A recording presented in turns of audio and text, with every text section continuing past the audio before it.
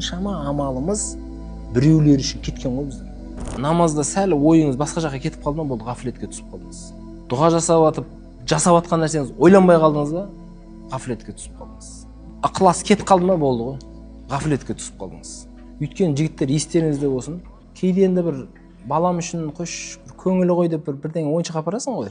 Кейде соның барлығын Аллах Тағала кейін өзі қарап шығады ше.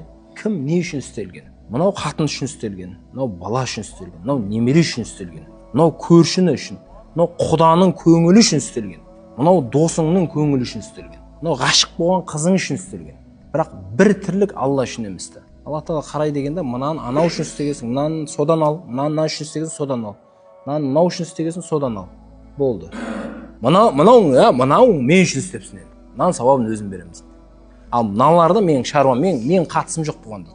Сонда ойла, субханалла, қаншама амалымыз біреулер үшін кеткен ғой біздің. Немесе вообще ештеңе жоқ қой өрде. Не Құдайдың рызалығы көзделмеген, не Құдайдың жүзі көзделмеген, не Құдайдың өзі көзделмеген, әшейін істелген тірліктер бар да.